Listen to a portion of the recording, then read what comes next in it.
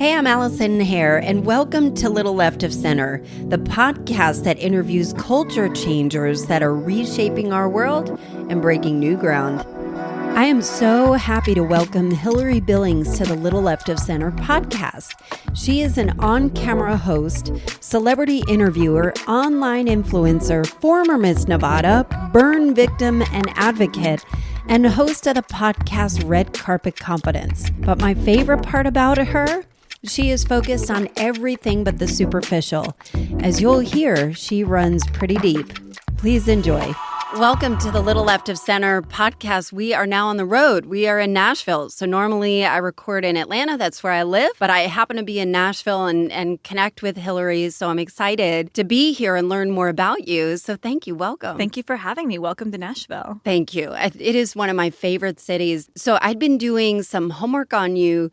You have got such a varied background. And thank you. No, it's wonderful. I think what you've accomplished, what you've been able to do, you're like a one-woman rocket. Thank you. You're welcome. I've been told that I'm like the female version of the Dos Equis man. Like I'm going for the most interesting woman in the world. And I think that's a fabulous moniker. So I'm happy to go after that. When I was looking at your website and it said Hilary is focused on everything but the superficial. Yes. And I really honed in on that because you have a background as a former Miss Nevada, on-air host, yes, an influencer, a writer, a lot of things, especially with YouTube. I think you've got a lot of exposure on there as well and have a huge followership. And so much of it can be written off so easily as superficial. And I want to understand, it seems like you're trying to break that, or at least kind of break the convention of what people think when they hear of those things. So I'd love to hear a little more about your story. Absolutely. I have been on such an interesting journey my entire life. And I've grown up in production and, got my degree in psychology. And I wasn't ever planning on being in this world of on-camera and entertainment as an adult and pursuing it as a career. And what I found, the long and the short of it, is that there is such a dichotomy between the real life of someone that you're interviewing and talking to and the perceived life that we see online. Yes. And having had a background in journalism and seeing what we would publish versus the reality of who we were talking to. And not to say that we'd ever publish anything that was incorrect, but we just skew it in such a way where you wouldn't see when I'd have a conversation, oh, this person also is a perfectionist or has anxiety or, is clearly dealing with something else here. And that's not things that are talked about as widely within the media, on social media. And I became very frustrated by seeing how social media in particular was affecting others, especially young girls, and seeing these highlight reels and seeing these filtered photos, all the Photoshop that's being used, and that being skewed as reality. And we're seeing increases in teen suicides, especially among young women, increases in anxiety and depression associated with social media use, increase in comparison levels. And I've run the gamut of experiencing my own levels of inadequacy and feeling like I'm not enough or not doing enough or not worthy. And I really want to be a part of a conversation that shows that there's more facets to all of these parts of our lives and kind of bridging that gap in the conversation that's not being had, because we all experience feelings of inadequacy. Mm-hmm. We all experience insecurities and battles with our self-worth, but we're not talking about it. And yet we're all on social media scrolling and looking at everyone else around us and comparing our lives to theirs. And it's creating so much mental health issues as well as just a lack of awareness of how we can better and more intentionally connect. So my entire mission now has translated from, and I still love interviewing celebrities, and part of my new podcast series, which is coming out, is doing that. It's talking to high profile people and these role models, but in a very different way about things that you normally wouldn't cover in a typical headline interview. Yeah, it seems like when you talk to people, there's a lot more depth.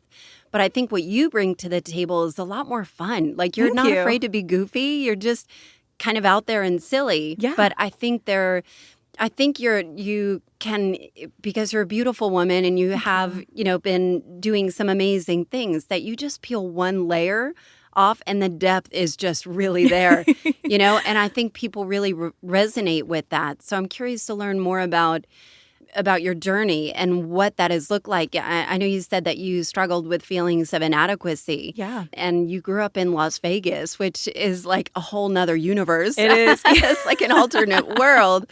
I mean, how was that growing up, seeing these showgirls? Yeah. Part of the fabric of your life.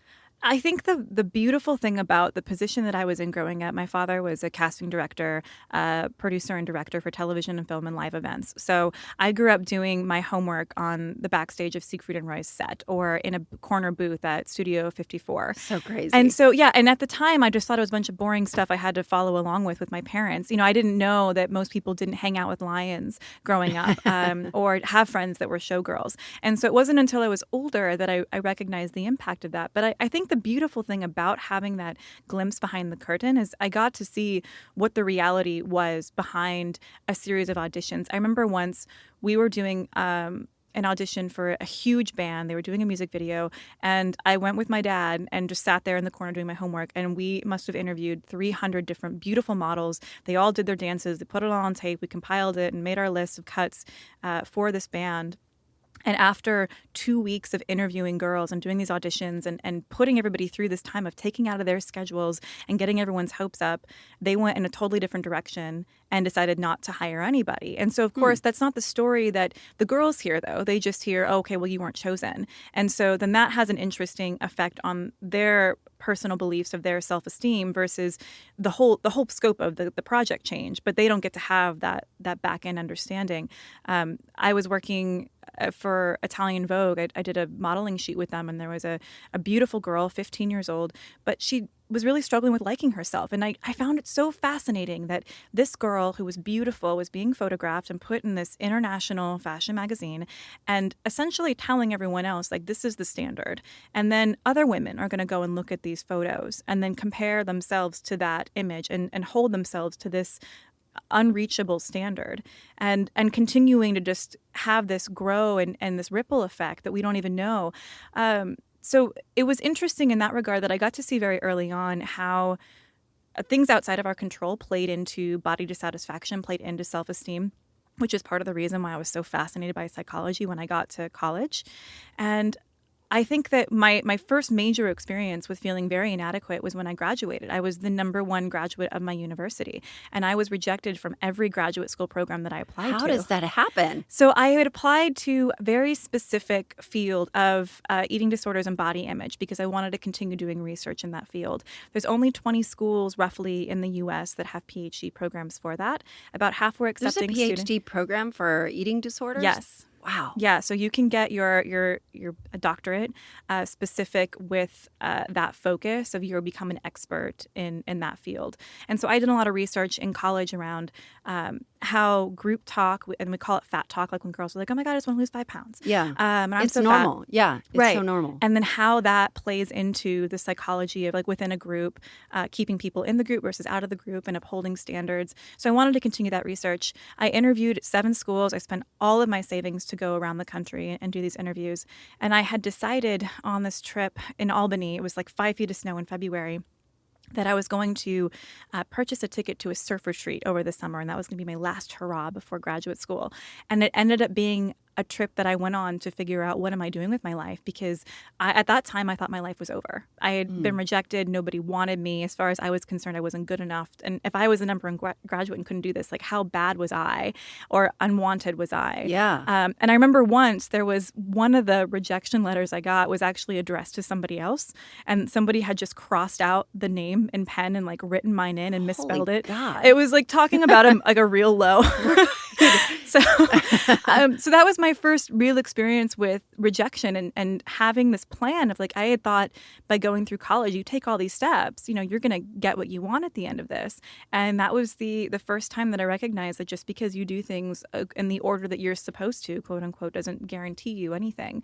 So I started traveling and writing about it. And it turned into this really amazing conversation between myself and people all over the world about what happens when life doesn't turn out the way that you want. And then now what? And it was really incredible. I started getting readers in over 100 countries, and I was doing meetup groups with women and men all over the world that were just in a similar place of wanting to have adventure, but balancing that with building a career and what does that look like. And it was a really special time. I would say the second time that another like major life moment and decision was when I had just gotten back from living with the Firewalkers in Fiji for a month, and it was around the 4th of July. I went to a friend's 4th of July party, and I ended up being hit in the chest with a malfunctioning firework. And so I suffered second and third degree burns to my body, and it was really ironic because I had spent so much time in school helping others overcome their issues of insecurities around their body image. And for the first time, like I didn't know if I'd ever feel feminine again. You know, that's a very tough area to be injured as a female. And also, just side note, it's the slowest healing part of the body. So doctors didn't know what my healing time would look like if I'd look normal again. And I just went underground. At the time, I'd been traveling for about 3 years, and I burrowed underground and was still posting stories, but no one knew what was going on. And I felt so much shame around and embarrassment about this had happened to me and what was I going to do. Did you feel like it was incongruent with your messaging as well when you're really struggling with body image and you're promoting, it's important to be confident in yourself, Absolutely. I think that there's always a level of imposter syndrome when you're experiencing, and at the same, I've since learned that there is no need to like put forth that we know everything about something that we're really passionate about sharing, which I think is why we're constantly interviewing and talking and having these connective moments, because we want to explore what other people have done to get through that. And at the time, I thought that I needed to know how to deal with it all versus just being honest and open about, hey, this new life situation happened and I don't know what I'm going to do about it. And I don't think that my readership would have at all balked at the decision, but for some reason I felt like I needed to have it on lockdown and be the expert. And if I wasn't, then they wouldn't trust me. And in hindsight, I think that was a silly decision. So I think anytime, women especially, we deal with imposter syndrome when we feel like we don't know everything there is to know about something that we're talking about. And what I wish I would have known in that moment is I didn't need to. And I could just have been honest with my readership about what was going on, and that they probably would have been incredibly receptive and open and supportive of that while I started this new journey of not traveling, but having to deal with another major life challenge and overcoming that adversity. And what ended up, really pushing me out of those feelings of embarrassment and insecurity was going back to the message that I've been promoting. I talked a lot in that blog about putting yourself in uncomfortable situations and finding a way to make them comfortable as a way to find self-growth, particularly related to travel. But I figured this could apply anywhere and I should take a dose of my own medicine. So nothing sounded more terrifying than being on stage in a bikini and having someone judge me based upon my appearance. So I entered a beauty pageant. Oh my God. How did that idea come to you? I was very lucky right before I left to go to Australia and Fiji the summer prior. This was maybe 3 or 4 months before I was burned. I had met who became my best friend, this woman on a movie set, and she was a former Miss Nevada. And we spent 2 days back to back on 2 different movie sets. It was Now You See Me with Morgan Freeman, and then I think it was called Paradise with Julianne Hough. And she was amazing and so funny and smart. And I'm like, wow, this doesn't look anything like what I thought a beauty queen would be. And she really wanted me to compete. And I'm like, no, I'm smart. I have ambitions. Not interested. And once this accident happened and I was dealing with these insecurities, it's like, I've got a support system and I've got somebody that would really be able to help me navigate this. And if anything else, it's going to be a blog post. And that's what I went into it thinking, like, I'm going to have some self-growth. I'm going to get uncomfortable and I'm going to write about it. And that was the goal, was just to do it and write about it. So when I won, it was very surprising and I thought they made a mistake. And it ended up being such an incredible year. I'm very blessed and lucky to have had that opportunity, and that the judges saw within me the potential to be a fabulous title holder. And I did hundreds of appearances.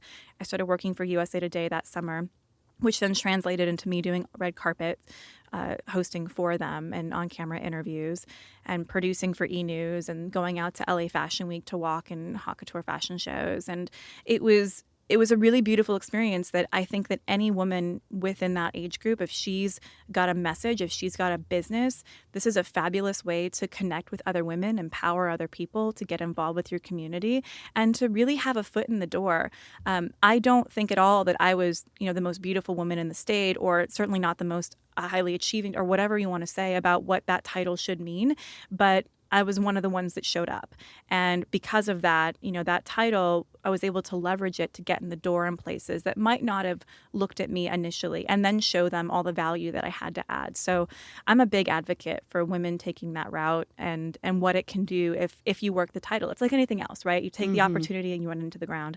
And by the time I gave up my crown that next year, my sash was so dirty. And Where's that crown now? It's in a box in my closet. It is. Yeah. It's not even on display. Not yet, and I would love to put together some sort of display for it. That sash needs cleaning. It's covered in tanner and makeup and coffee. But that was the goal. Like, I wanted to use it, and I wanted it to be of utility. And it was really fabulous to see that we had triple the number of entries the next year. And we had a range of women, from lawyers to business owners to publicists, and that were all doing incredible things and all had a very specific reason as to why they were there. And I love that I got to be a part of changing the scope of what being a beauty queen meant. And I got a lot my year, like, oh, you don't look like a Miss Nevada. And at first I was very offended by that. I'm like, what do you mean? I'm not like pretty enough to be a Miss Nevada? And how dare you? And then as I started to really consider the meaning of that, it's like, I am defying a stereotype that these people are associating with this title. And I think that that's a fabulous thing. And let's just continue to break those barriers. So I became very excited from then on out when anytime somebody would give me that comment. Yeah. So I feel like defying stereotypes is kind of your deal. Yes. Yeah. Basically, and just listening to your conversation, there's kind of a red thread that I'm seeing through it, that it seems like there's a view of compassion or empathy that you've had throughout your whole life. I mean, even just going into college from Vegas and thinking about eating disorders and people that are struggling with issues. And here's what people see and here's the reality. And how do we bridge that so people can be more confident and not spend so much time thinking about how they don't measure up? Right. Where did you learn that compassion? Or was that just, were your parents like that? What kind of kid were you in high school? In high school, I was kind of the loner. And I think I never quite fit in. I was bullied a lot in middle school. What were you bullied for? I think I was different. I was told a lot I was teacher's pet, and I had to look that up, and I didn't understand what that moniker meant at the time. And I think more than anything, I was just an easy target because I was nice and I wore glasses and I was a little bit off, and that I didn't quite have a specific group that I fit into. And I had a mentor writer of mine, a writer mentor of mine that talks a lot about how the people that don't quite fit anywhere become fabulous writers, because you're able to observe and see things from a lens that without that full inclusion.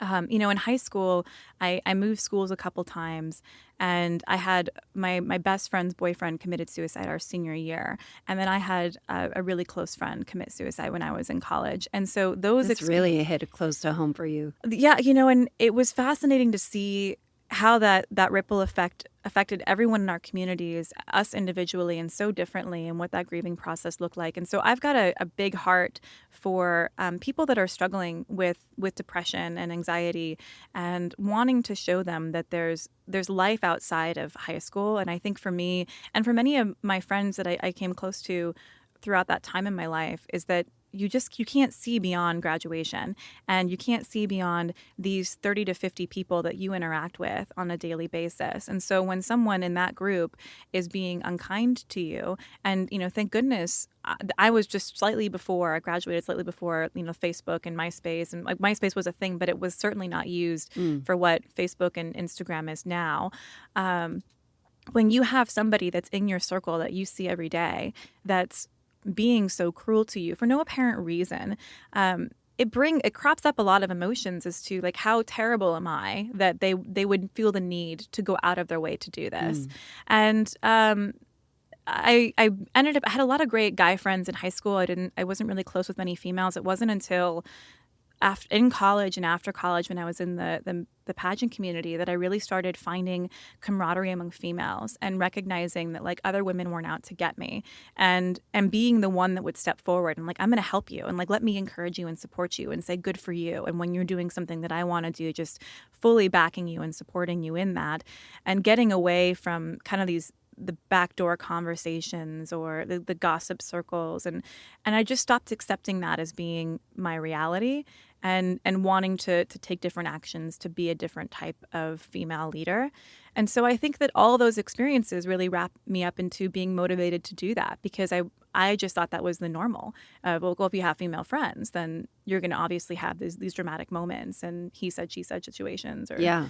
And I didn't want to be a part of that anymore. I always ask this for people who travel. And Yeah. I don't know if you always had a bug to travel, or it just kind of was like, let me just say yes. I don't know if you're one of those people that the answer is just yes, whatever you ask for. But, through your travels, through the Nomad Grad, is that what it was Nomad called? Grad, yes. Is it still there? It's not anymore. I took it down a couple of years ago, and I didn't realize at the time, looking back on it now, 2020 hindsight, the power of an email subscription list and what I built on my own. And I was just so ready to have a contract with a major outlet. And so when I got with USA Today, and I did 300 pieces for them my first year, so it's like a lot of my attention went to building that career and less so much the travel. And now I think the good thing is so much of that audience has still followed me. And what I've learned through that is they don't follow you because of a specific niche. It's because they follow you as a person. Yeah. And so that's been cool to see that. As far as me having a bug, I always wanted to get out of Vegas. And it's funny because my first trip I did was for a presentation. I was going to the International Conference of Eating Disorders in Austria, and I went by myself. And that was sounds like a blast. It was very, and it ended up being a fabulous trip. And I turned into a great European adventure after that conference. But what I loved about that trip was that I realized how much I could rely on myself. And I think especially in high school and college, and you're being so shepherded along the way and told to do certain things and not do certain things. And suddenly it's like you wake up, I don't speak the language, I can't read the signs that are all in German. So what am I going to do today? I need to find some breakfast. Let's go find breakfast. And the cool thing about that is that every time I was able to, okay, well, you got through today, you got lost, but you didn't die. So did you do it alone, or yeah. it was just you? Just me. Oh my God. And that was Girl, you got balls to steal. Let's call a spade a spade. Thank you. Well, and what I learned is like every step along the way, okay, we got through day one and I'm still here. And in fact, I had a fabulous time. And experiencing wonderment really brought more color into my life. And so then that's when I started really feeling the travel bug, because that was an easy way to experience that adventure, that wonder, to learn to trust myself. And anytime I found myself getting lost in my microcosm in Vegas, it's like, okay, got to get on a flight and go somewhere else. And I've since learned ways to get out of that don't involve a plane ticket. But at the time, that was the easiest solution. Yeah. Was like, just go and see somewhere else and see how other people live, and that this isn't everything, and that you can be in control of that.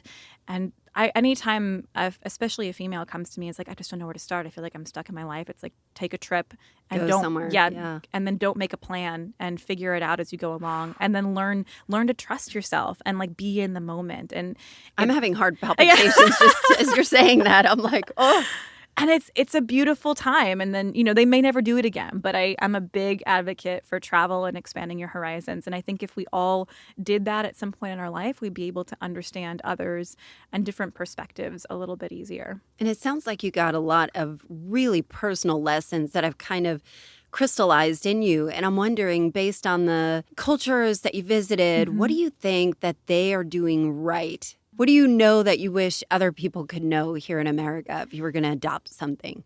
Well, I think the first thing I would say is that we are all more alike than we would ever, I think, want to admit here. And I think it's really easy to get stuck in the fear-mongering when it's like us versus them. And the reality is the same things that light us up are the same things that light them up. And when I was in Fiji, I mean, they're one of the happiest cultures in the world. And I think part of that is they put such emphasis on family and the present. Fiji time, there is no time. Like, they say something's going to start at 4 o'clock. It might be 4, it might be 6, whenever they feel like it. And there's such a belief and a knowing in their mysticism and the beliefs that support that. And I think that when you transfer something from you wish you could believe in it, and then you believe in it, to knowing it and owning that you know something, that that pulls a lot of pressure off of how you interpret the world. They're constantly communing with their spirits and their guides and, doing these ceremonies to ask for the support of their ancestors. And, when I was there, the father of the Chiefly family passed away. And so even during this crazy experience that I was having, there was no sadness, because it was like, oh, well, he's gonna pass on, and now he's one of our protectors, and now he's one of our guides and one of the elders on the other side. And I think that's a really interesting, there's no loss for them when it comes to that.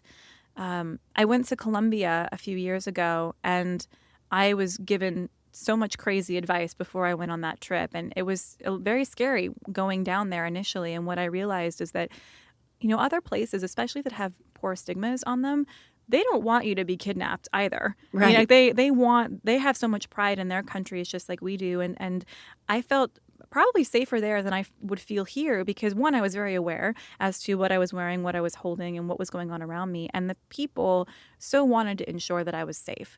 And, when I got back to the States and just looking around, it's like people with the designer handbags and their phones out, and no one's paying attention to what's going on around them. It's just a whole different attitude of like flaunting the wealth. And I think that the reality is, it's like you can go and do a lot more than you think that you do. It's all about just intention and having awareness when you're there. When you talk about intention and awareness, your career is pivoting more towards, so what is it, red carpet confidence? Red You've carpet got a new confidence. podcast Yes. coming out, super exciting. And tell me what that means. Tell me what your hope is to accomplish through this medium. Yeah. So what I'm looking to do is to share stories, the untold stories of high-profile celebrities, achievers, pro athletes, and influencers about times when they felt inadequate and how they've authentically gotten through that to create authentic confidence. So when you think of a red carpet event, you think of someone super glammed up and like really looking their best and these amazing photos. And what I want to do is have that feeling that people get in that red carpet moment to be an authentic feeling that they can feel about themselves on the daily, without all of the 3 hours of hair and makeup and special lighting. And for me, it's kind of taking that backstage look at someone's life, where you might see them on social media and what they post and think, oh, their life's so great, but they're not talking about the mental illness they struggle with, or how shy they were as a kid, or when things went wrong.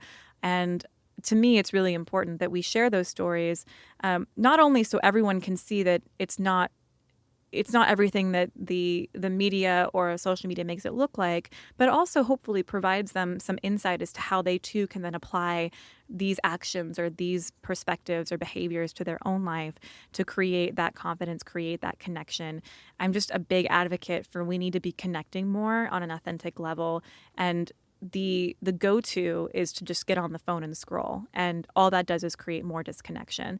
So I'm very excited, and I've been so lucky to call in a number of favors from friends of mine that I've met over the years in my career in media to get this off the ground. And I've been really just blown away by the response of people that like, yeah, let's do that and let's talk about that. And I sat down a couple weeks ago with a senior advisor for President Obama, and he was just super excited to tell this side of his life that normally wasn't covered in the media. And I just think there's something really special about the fact that they want this too, because they don't want to be considered a one-sided person, or that they've had things handed to them, or that everything just looks as glossy as it is. Yeah, it seems like your mission is just adding context so people can connect. Yeah. And I'm wondering, because a lot of your living that you've made is through very superficial means of looking perfect, of looking this way. Would you change the industry? Is that your hope to change it? Like, do you wish Vogue had more natural and normal looking people? Or do you feel like there is a market for that? Or do you feel like that it is disconnecting people, or just, the people that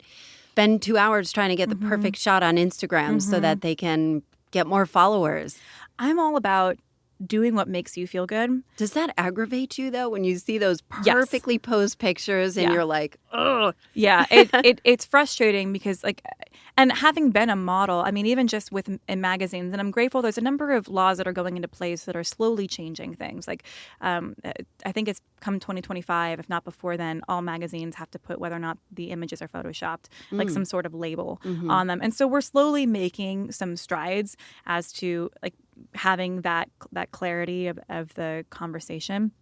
But yeah, it's frustrating to see, especially if I know people, what they're posting and how if it's not aligned. I think that's what it comes down to. Like, is this aligned with who you are and your mission and what you want in the world? There are many women out there who love being incredibly glitzy and glamour and spending all day on makeup and hair tutorials. And you know what? More power to them. That's not my wheelhouse. I've never been strong in that case. And I've been really lucky to have teams of hair and makeup people to support me in that. And again, this all comes back to, for me, like, what makes you feel good? If that's getting Botox or getting your nose done or getting your boobs done for you, like, you do that. I've you done do all you, of girl. those things, You know? except for the nose. It's like whatever makes you feel good, and you look beautiful, and you carry yourself with an air of confidence, because this is probably all stuff that just makes you feel even more who you think you are on the inside, right? You know, it's funny because I am totally cool with Botox. I'm totally cool that I've got a boob job. Yeah. And one of the things that I related to with you is that I had a tummy tuck after I had my kids, and it was horribly botched. Botched. And I had 3 surgeries to fix it. And it's still, like, there's still a lot of scar tissue where there's certain things I can't wear. And I really struggle with, I mean, certainly there are more important things for me to worry about in my life. But I still struggle with, like, I can't wear this 2-piece. And I certainly can't wear anything that's too low cut, you know? And I have to make sure everything is, like, visually in a place where it's not going to show that, or I don't feel self-conscious. And I hate that. Yeah. I hate that my mind is to that, because I feel like I can rationalize all of it, but it's still there. And I know I'm not alone. Oh, no. You know, and there are people that I don't struggle at all with confidence, obviously getting on a mic or public speaking, where other people that may be very difficult. Yes. You know, I never worry about asking for what I want or deserve or whatever it is. Right. We all have our own things. Exactly. And I'm wondering how did you get through that with your own burn and going in a bathing suit? Yeah. You know, like, did you cover it? Did you feel like, I don't know if it's healed now where it looks normal, or if there's still skin that is a different texture? I'm really lucky in the regards that, so what happened was the firework fuse. This is now my own therapy session. No, and that's fine. Continue. And let's do this, because I think that this is so helpful for your audience. Because one, like, they're listening to you for your perspective and your understanding, and for you to have the vulnerability and strength to be able to say, this is something that I've dealt with and I'm dealing with now and still struggle with today. Like, we need more of these conversations, which is why I'm just so excited to be launching this podcast and having this motivational speaking career around this topic. We need to talk about it, because everyone's got something. And whether it's they don't know how to speak publicly and they have a fear of that, or it's asking somebody out, or it's, you know, feeling like an imposter in their job, or it's a body image. Like, and with most people, it's probably multiple things. So with me specifically, I'm really grateful that over time they've healed really well. In that moment, like, it was terrifying. I threw on some fake tanner just to, like, because I'm very white by nature, so that helped a little bit. But overall, like, I don't think that I had ever been in a bikini for any sort of, like, professional capacity, and certainly not on a stage, and certainly not being photographed, and certainly not having somebody rating me on a scale of 1 to 5 as to, you know, what my swimsuit looked like, how I walked, what my, you know, figure looked like and my confidence levels in this swimsuit. And so it was a very out of body experience, like, going out there of just. Did you feel weird? Like, it was when very you were weird. Walking, did you feel like, why am I doing this? Or did you own it? I had so many nightmares leading up to this, of, like, going out on stage naked and tripping over cords. Falling, of course. Yeah.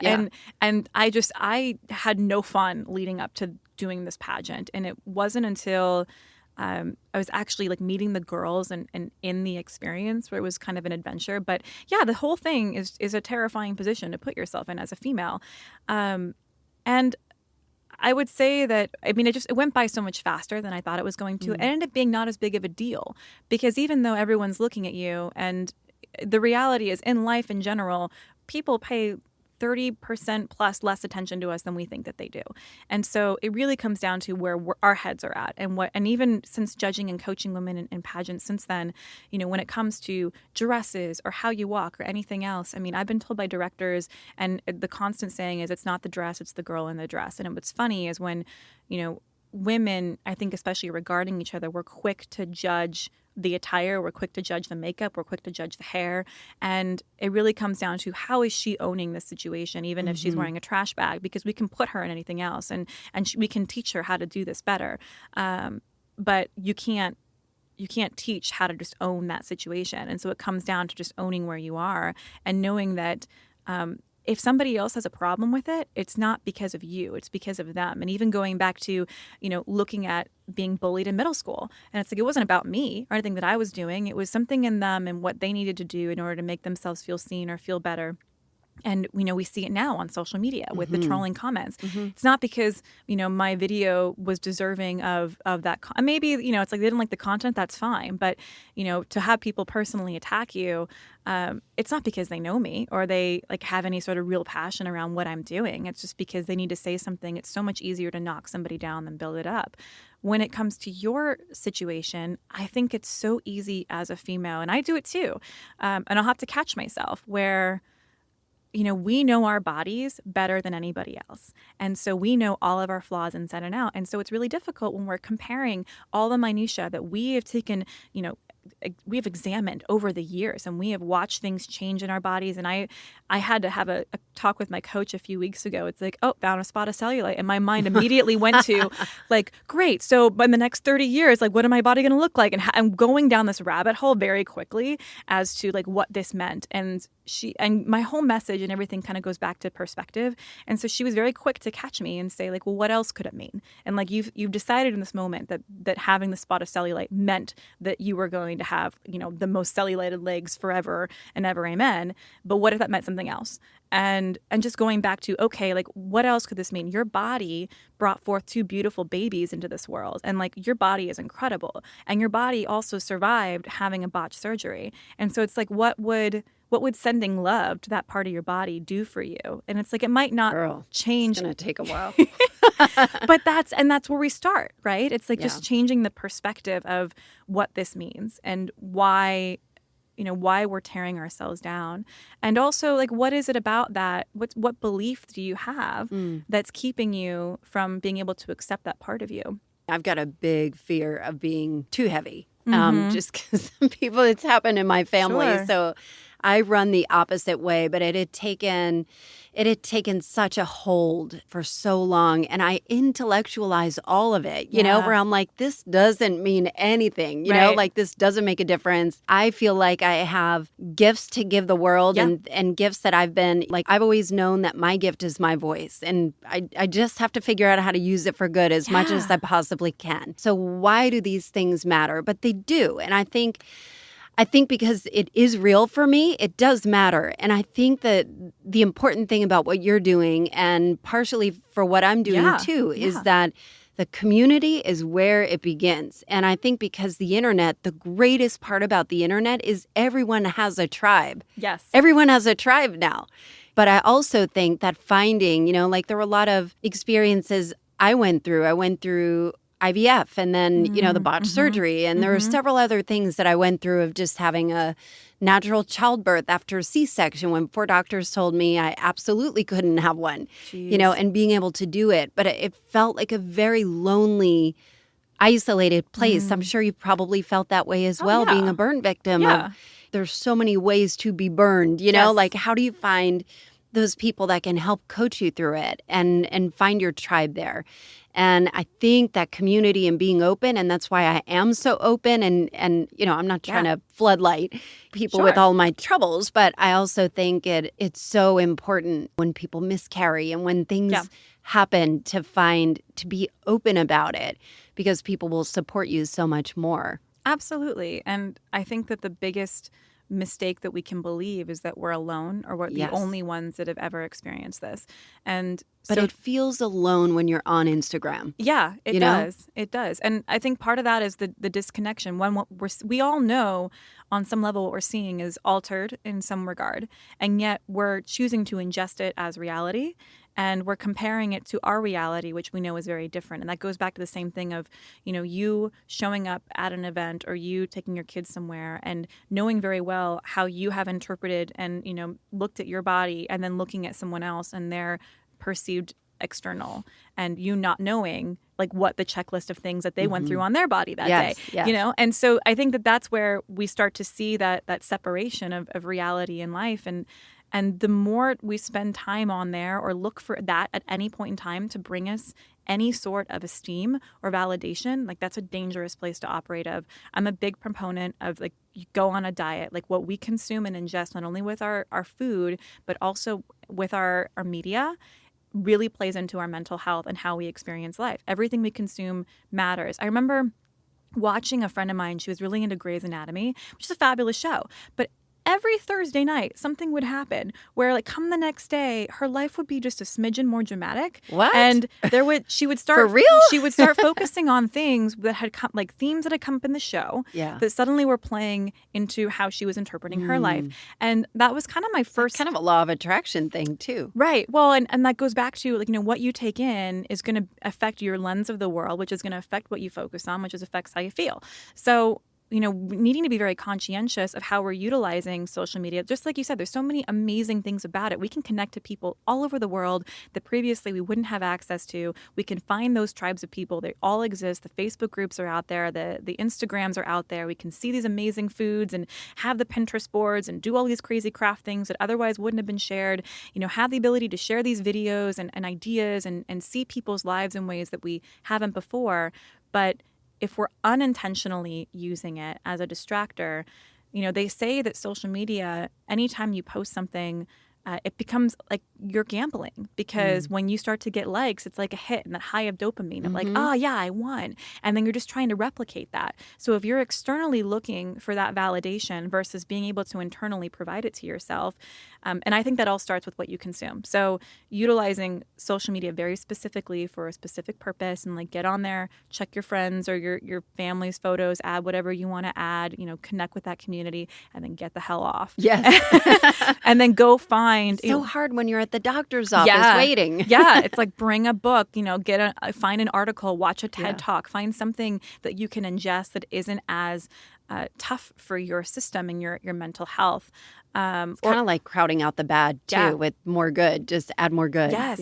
Yeah. Well, and that's it. The more you're focused on, self-growth or finding ways to affirm your own self-worth, the less you're going to be looking externally for it as well. And you're also, and when that does happen, then it's a nice, oh, that's nice, but you don't live for that type of significance. Yeah. And that's a major shift right now. I think we're all very focused on wanting that external validation. And I've been there too. And especially when it comes to creating video content, where other people consuming my content, for me is a major part of how well I think the content's doing and whether or not I had the right idea. And I've just had to learn, and with, the mentorship of coaching of many fabulous influencers, that there's always going to be people that dislike what you're doing just because you're existing. And that's only because you're doing something that they know they could also be doing. Like the content that I'm putting out is nothing special. It's filmed on an iPhone. I write a script out that, I had some inspiration from. My biggest video so far was on how having a girlfriend's like having a cat. Somebody else could have written that. Like I got to be the vessel for that in the world, and there you go. But that's somebody else could have made that video very easily and probably had it done just as well, if not better. And I think that that's part of the challenge, is people see others succeeding in ways that they too could succeed. And that's part of the reason why they want to rip you down, is because by doing that, it gives them a justification for why they're not doing it. Do you have to mentally prepare yourself to read comments when you see that? Like, Yeah. How do you process it? Because it's not like you're just above it, No. Like nobody is Mother Teresa. No. And it's like, whatever. Mother Teresa would be in rehab if she was alive today and was on social media. I've talked to a lot of influencers about this, and some of them just don't read the comments anymore. I mean, Taylor Swift has turned the comments off on her Instagram because she can't deal with it. She doesn't want to, and she doesn't need to. Selena Gomez deleted her Instagram account because she doesn't want to deal with it for mental health reasons. So there's numerous ways of going about it.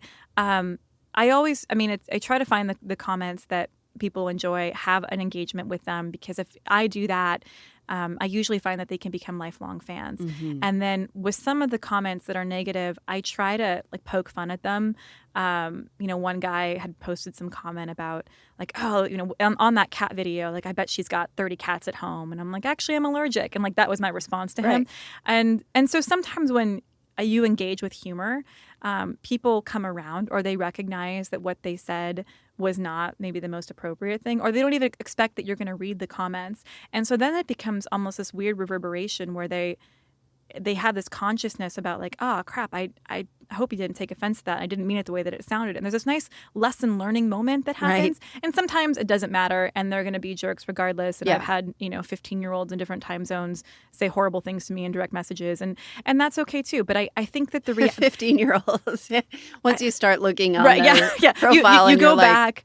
I have an influencer friend of mine. He does over 1 billion views a month on his channels, and sometimes if somebody's being especially mean to him and they're a kid, he'll go back through their profiles, find their parents, and then email them, be like, hey, I'm just really concerned about them, and here's some screenshots of what they're sharing, and are they okay? And then it's interesting to see how the parents suddenly... I would do that in a heartbeat. That Right. sounds like the only way to do it. Right. And Yeah. then parents get mortified, and suddenly it all stops. And, Yeah. and it's fascinating, that people don't know what their kids are doing on the internet.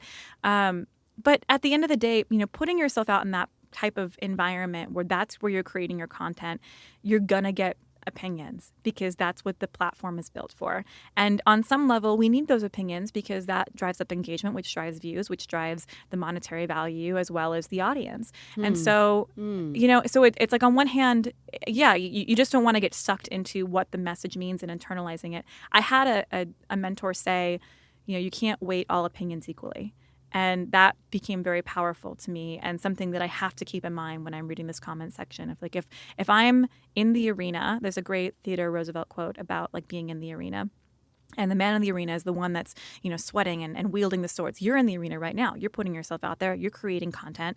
And so take your advice from other people in the arena with you that are just as vulnerable, that are doing the damn thing and making it happen. Don't take your advice from those that are in the peanut gallery sitting up in the stands watching, because they don't know. They're not doing it, and they won't. And so their opinion shouldn't carry as much weight as those that are also in the arena with you. And what I found is really fascinating, 2 observations. One, those that have been bullied or those that have had adversity that they've experienced in their past are more likely to be the ones that are successful now, and the ones that are eager to help others now and share in these compassionate moments.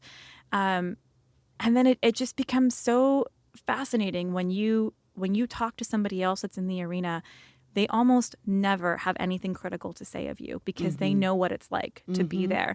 And if they're above you, they want to help you rise. And if they're below you, they want to continue to push you forward. So it's amazing how people in the arena have so much more compassion and encouragement and support than those that don't. And so it becomes very clear to just like separate them out and be like, in the arena, not in the arena. Yeah. Opinions that matter, those that don't so much. Hilary, have you seen Brene Brown's new Netflix special? I haven't, but I need to. You would have referenced it if you did, because she sure. does a whole thing on that Teddy Roosevelt. I'm sure. Roosevelt Yes. quote. It's called A Call to Courage. I highly recommend it.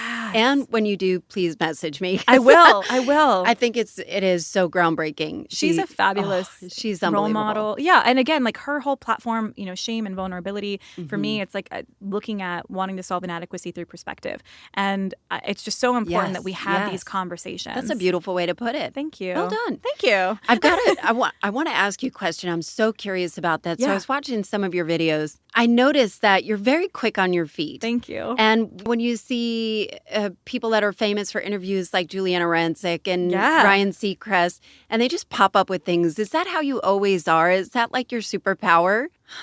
I think it's certainly one of them. I've been very lucky to, I took speech and debate in high school, which I think really prepared me more for life than anything else in that time frame. And I wish I was good at that stuff. I never recommend was. it to anybody. If you, kids in high school, when they ask me, like, I want to be on Camera House, what do I need to do? It's like, go into speech and debate, do impromptu. Yeah. Because if you can learn how to formulate arguments, even if you don't, there were so many things that we debated, like, should we abolish the penny, whatever. And sometimes it was current event related, and it keeps you informed, but being able to construct arguments for both sides, and then you don't know which side you're going to get, and then having to base what you argue off of what the other people are doing, or impromptu, you get a topic and it's like happiness. And then you have to create a 7-minute speech. You have 30 seconds, or maybe it's a minute, to put together a 7-minute speech in your head and present it there on the spot. And I think that that's what really set me forward, and just cultivating that. I think it's something that can be cultivated. It takes practice.